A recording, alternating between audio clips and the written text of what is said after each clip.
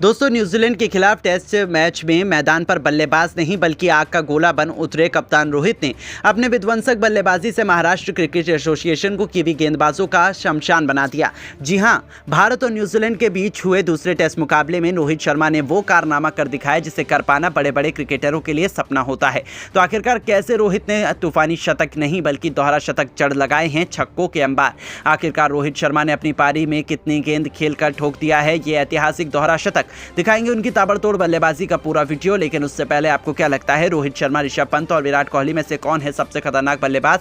अपनी राय हमें नीचे दिए गए कमेंट बॉक्स में जरूर दीजिएगा। दोस्तों, रोहित शर्मा कितने खतरनाक बल्लेबाज है इसे दुनिया भली भांति जानती है, लेकिन न्यूजीलैंड की टीम पहले टेस्ट मैच में जीतने के बाद रोहित शर्मा को हल्के में लेना शुरू कर दी और फिर रोहित ने मैदान पर उतरते ही न्यूजीलैंड के गेंदबाजों की धज्जियां उड़ाते हुए न केवल शतक लगाकर उन्होंने कीवी गेंदबाजों को खून के आंसू रुलाए बल्कि अपने नाम के मुताबिक दोहरा शतक ठोककर एक बार फिर बता दिया कि वो कौन है और क्या क्या कर सकते हैं। आपको बता दें, दूसरा टेस्ट मैच पुणे के महाराष्ट्र क्रिकेट एसोसिएशन में शुरू हुआ। इस मुकाबले में टॉस जीतकर सबसे पहले रोहित की बैटिंग जब आई तो शुरुआती 5 ओवरों के भीतर ही रोहित ने अपना विकराल रूप दिखाते हुए न्यूजीलैंड के ऑलमोस्ट सभी गेंदबाज टिम साउदी, मैट हेनरी से लेकर विलियम ओरुके तक सभी की धज्जियां उड़ा दी। तो वहीं एजाज पटेल के तो वो पीछे ही पड़ गए थे। जब रोहित शर्मा की बल्लेबाजी आई तब उन्होंने पहली ही गेंद को सम्मान दिया। जिस तरीके से रोहित ने पहला ओवर खेला था उसे देखकर ऐसा लग रहा था कि ये बल्लेबाज थोड़ा नर्वस है, लेकिन न्यूजीलैंड टीम के लिए ये खुशी ज्यादा देर तक बरकरार नहीं रही। आपको बता दें कि 3 गेंद बाद अपना खाता खोलने वाले रोहित शर्मा ने चौथी गेंद पर छक्का लगा दिया। जी हां,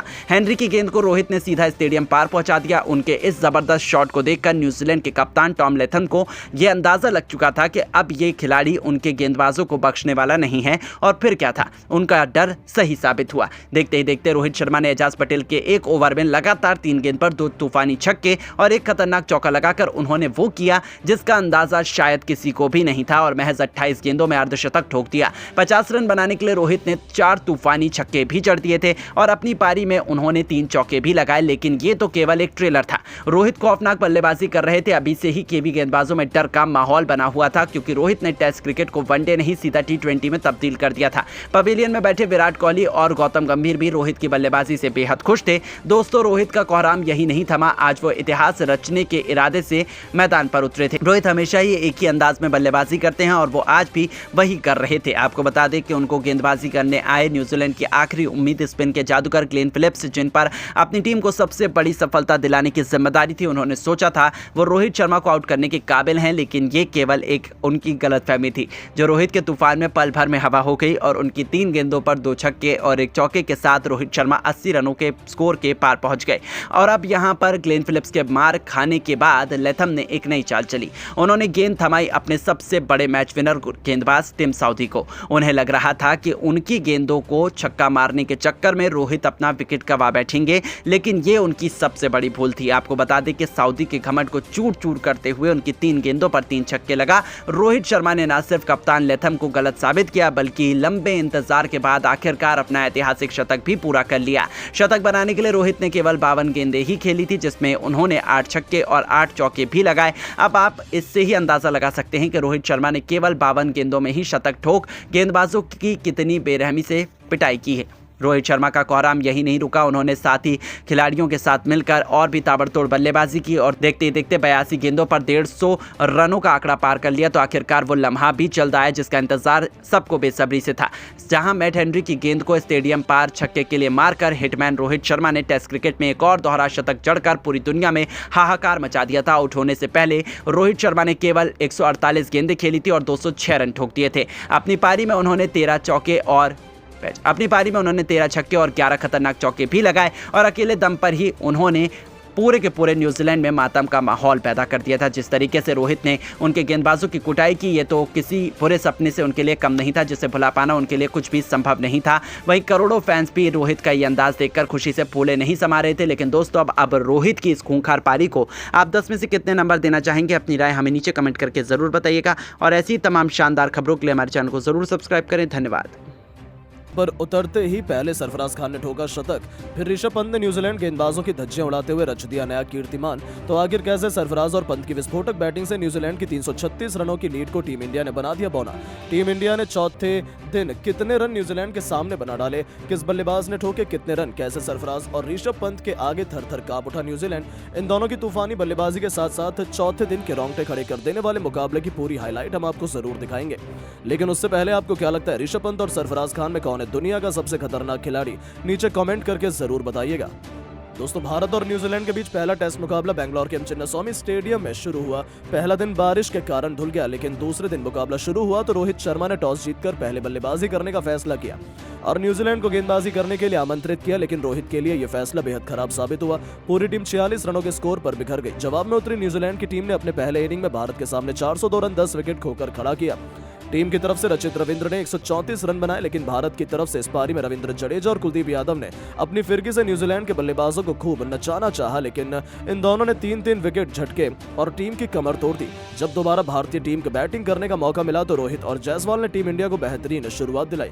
दोनों ने मिलकर गेंदबाजों की धज्जियां उड़ा दी और 50 रनों की अधिक की साझेदारी बनाई, लेकिन जायसवाल 35 रन बनाकर पवेलियन लौट गए। वहीं रोहित शर्मा ने तूफानी बल्लेबाजी करते हुए अर्धशतक ठोका, लेकिन वो भी पवेलियन लौट गए। इसके बाद मैदान पर विराट कोहली और सरफराज खान ने मिलकर तांडव मचाया। इन दोनों खिलाड़ियों ने टीम को पहले 100 रनों के पार पहुंचाया, फिर उसके बाद तूफानी अंदाज में बल्लेबाजी करते हुए अर्धशतकीय साझेदारी बनाई। फिर एक के बाद एक दोनों ने अर्धशतक ठोककर टीम इंडिया के स्कोर को 200 रनों के पार पहुंचाकर टीम इंडिया को मैच में शानदार वापसी कराई।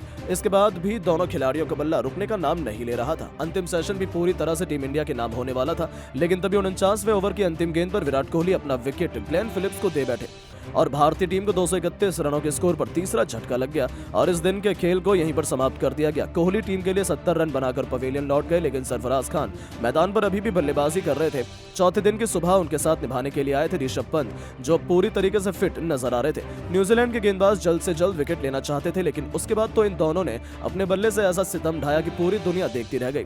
जी हाँ दोस्तों, 51वां ओवर लेकर आए विलियम और की पहली गेंद पर सरफराज ने शानदार चौका लगाकर अपने खतरनाक इरादों से न्यूजीलैंड को रूबरू करवाया। तो 5वीं गेंद पर उन्होंने एक और खतरनाक चौका भी लगाया। आज भी उन्हें देखकर ऐसा लग रहा था कि वो गेंदबाजों का करियर तबाह करने के इरादे से उतरे। टेस्ट मैच को उन्होंने कब T20 में पलट कर रख दिया पता ही नहीं चला। 52वें ओवर में मैट हेनरी को भी बाउंड्री के पार चौके के दर्शन कराकर उन्होंने टीम इंडिया को तेजी से आगे बढ़ाना शुरू कर दिया था। इसी के साथ उन्होंने टीम इंडिया को 250 रनों के पार भी पहुंचा दिया था। उनके तो ये दोनों खिलाड़ी पीछे ही पड़ गए थे। 54वें ओवर की गेंदबाजी के लिए दोबारा से आए मैट हेनरी के सामने ऋषभ पंत ने ओवर की दूसरी यानी अपनी तीसरी गेंद पर 1 रन लेकर अपना खाता खोला और बता दिया कि वो चोट के कारण मैदान से बाहर हुए थे, लेकिन अब वो पूरी तरीके से फिट हैं। इसी ओवर के अंदर सरफराज खान ने एक और बेहतरीन चौका लगा दिया, जिसके चलते दोनों ने 10 रन इस ओवर में बटोर लिए थे। इसी के साथ अपनी तूफानी बल्लेबाजी से अब सरफराज खान अपने शतक के काफी करीब पहुंच गए थे। हालांकि 55 ओवर में गेंदबाजी करने आए टीम सऊदी ने ओवर में मात्र 2 रन दिए और ऋषभ पंत रन आउट होने से बाल बाल बचे। इतना ही नहीं, अब भारतीय टीम की तरफ से ऋषभ पंत ने 56 ओवर में एक बार फिर से तूफानी बल्लेबाजी कर चौका लगाते हुए रन रेट को नीचे आने का मौका ही नहीं दिया और ओवर से 7 रन बटोर लिए। तो वहीं 57वें ओवर में तीसरी गेंद पर सरफराज ने टीम सऊदी के सामने चौका लगाते हुए 110 गेंद पर अपना पहला टेस्ट शतक पूरा कर लिया और इतिहास के पन्नों में अपना नाम सुनहरे अक्षरों में लिखवाया। इसके बाद भी उनका बल्ला रुकने का नाम नहीं ले रहा था। तूफानी बल्लेबाजी करते हुए भारतीय टीम को आगे ले जाने का बेहतरीन कार्य भी कर दिया। तो वहीं 60 ओवर में दोनों बल्लेबाजों के बीच 50 रन की सबसे महत्वपूर्ण साझेदारी हो गई। इसके अलावा 61 ओवर में गेंदबाजी करने के लिए आए टीम सऊदी के सामने ऋषभ पंत ने एक बेहतरीन छक्का और एक शानदार चौका लगाया और अब काफी ज्यादा तूफानी बल्लेबाजी करनी शुरू कर दी। न्यूजीलैंड के गेंदबाजों के पसीने छूट चुके थे, उन्हें समझ नहीं आ रहा था क्या किया जाए, क्योंकि इन दोनों ने तो सुबह सुबह अपनी विस्फोटक बैटिंग से तहलका ही मचा दिया था। न्यूजीलैंड के गेंदबाज उन्हें रोकने के लिए एड़ी चोटी का जोर लगा रहे थे। इसी बीच 62वें ओवर में गेंदबाजी करने आए एजाज पटेल ने जबरदस्त तरीके से गेंदबाजी करते हुए एक भी रन नहीं दिया और आज के दिन का पहला मिडन ओवर डाला और इसी के साथ 63 ओवर के समापन तक भारतीय टीम ने 294 रन 3 विकेट के नुकसान पर बना दिए। लेकिन इन दोनों को ज्यादा देर तक रोक पाना कहाँ किसी के बस की बात है। अगले ही ओवर में एजाज पटेल को आड़े हाथों लेते हुए सरफराज ने शानदार चौका लगाया और टीम इंडिया को 300 रनों के पार पहुंचा दिया था। तो फिर 66वें ओवर में एजाज पटेल की धज्जियां उड़ाते हुए ऋषभ पंत ने तो इनका का करियर ही तबाह करने का मन बना लिया था। जी हां, पहले ही गेंद पर पंत ने उनका स्वागत तूफानी छक्के से किया तो तीसरी गेंद पर पंत ने एक और आसमानी छक्का उड़ाकर न्यूजीलैंड के खेमे में हाहाकार मचा दिया था। जाते जाते अंतिम गेंद पर भी पंत ने चौका उड़ाया और 66 ओवर में टीम इंडिया को 318 रनों तक पहुंचा दिया। और जैसी बल्लेबाजी चल रही थी उसे देखकर लग रहा था कि भारतीय टीम इस सत्र के अंदर लीड को खत्म करते हुए बढ़त बना लेगी, क्योंकि कोई भी भारतीय टीम के तूफान को रोकने में कामयाब नहीं हो पा रहा था। तो वहीं टीम इंडिया बहुत बड़ी लीड भी अब न्यूजीलैंड पर बना सकती है, इसमें तो कोई भी दो राय नहीं है। यानी कि भारतीय टीम मैच में पूरी तरीके से वापस आ चुकी है। तो दोस्तों, आपको क्या लगता है इस मैच में भारतीय टीम न्यूजीलैंड को कितने रन का टारगेट देगी? अपनी राय नीचे कमेंट करके जरूर बताएं और ऐसी शानदार खबरों के लिए चैनल को सब्सक्राइब जरूर करें। धन्यवाद। दूसरे दिन तूफान की तरह गरजे सिराज और बुमराह, गेंद नहीं बल्कि आग के गोले बरसाते हुए मचाया ऐसा तांडव, न्यूजीलैंड के बैटिंग क्रम की धज्जियां उड़ाते हुए पूरी दुनिया को कर दिया हैरान। तो आखिर कैसे सिराज और बुमराह की खौफनाक गेंदबाजी के आगे तहस नहस हो गया न्यूजीलैंड का पूरा बैटिंग क्रम? कितने रनों पर सिमट गई न्यूजीलैंड? कैसे सुबह सुबह 2 ओवर में ही भारतीय गेंदबाजों ने पलट दिया मैच का पूरा रुख? इस रोंगटे खड़े कर देने वाले पहले टेस्ट के तीसरे दिन की दिल दहला देने वाली पूरी हाईलाइट का वीडियो तो हम आपको दिखाएंगे, लेकिन उससे पहले यदि आप भी सिराज और बुमराह के फैन